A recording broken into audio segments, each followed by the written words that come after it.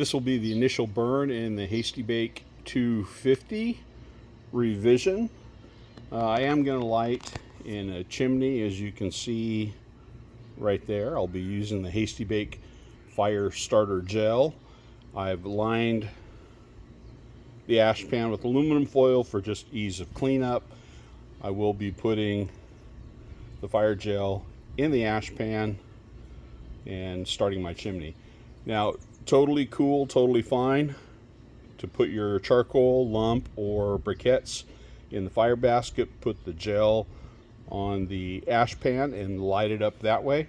But today, this is what I'm going to do. I'm going to get the charcoal started, get the pit hot, burn off any oils from the manufacturing process and just residual. Then I will install the grill grates and I will show you how to season them with an onion, of all things, for a non-stick surface.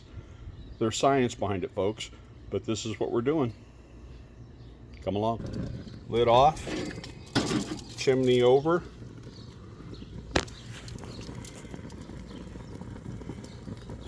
You can see how well that burns. No off-putting odors, smell, or residual. Closing the door, the vents are wide open on the intake and the exhaust, and of course the lid's going to stay open till the chimney started. I'll dump the chimney and then we're going to get going. Let the charcoal go a little bit longer than normal, but we're going to dump it, close the lid, get everything hot, season it up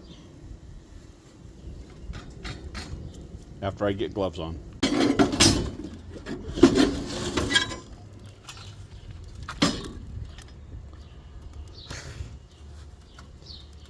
Nice even layer, a lot of heat coming off.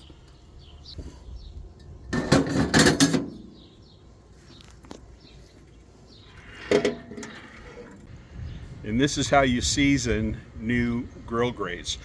Anodized aluminum is really slick to begin with, but if you use an onion and rub it on, you'll see a transformation. They'll start turning a dark brown color. And it's science, you can look it up. Sulfur oxides, non-stick, just Google it, you'll figure it out. But white onion, new grill grates, they're hot. Let's go.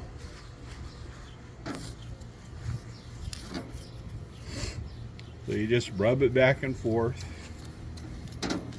give it a little time, keep rubbing, and they'll darken up.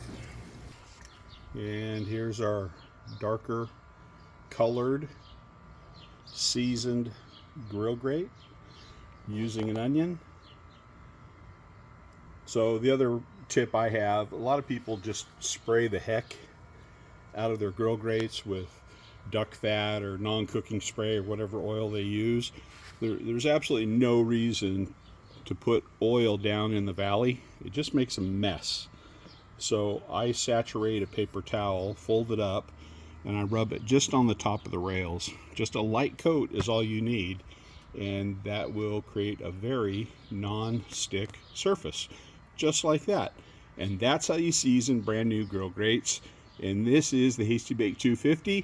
We're going to use our infrared. This is a Harbor Freight cheapie that I have. We're going to see what our temperature is. I barely have the intakes cracked open. Okay, here we go.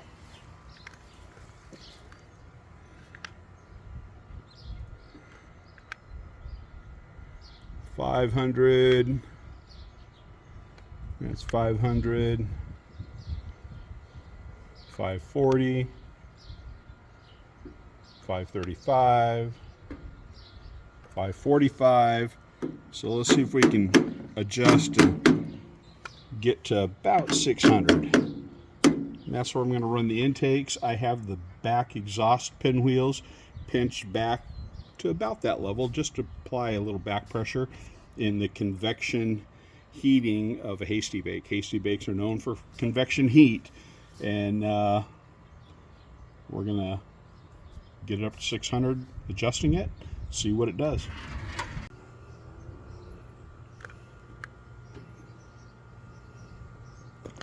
How's that for precise air control?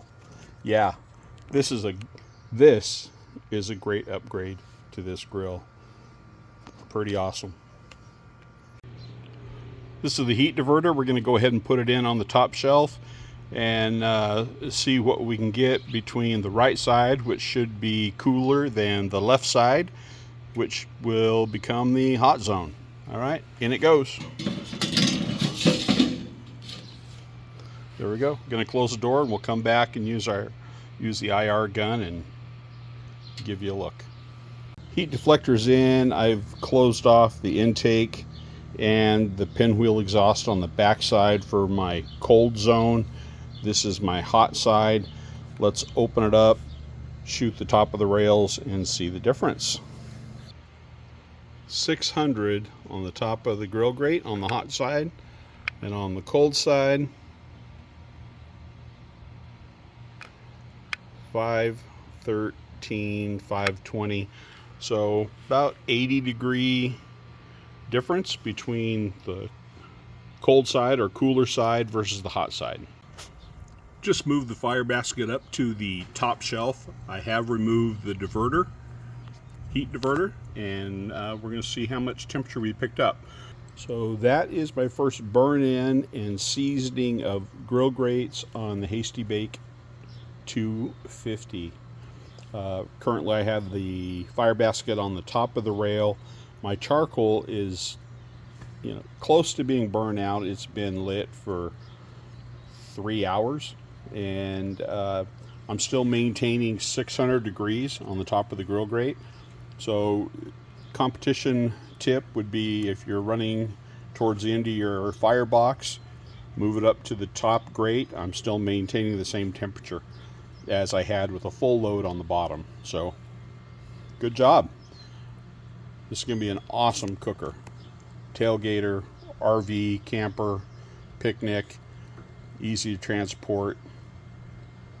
Check it out. www.hastybake.com.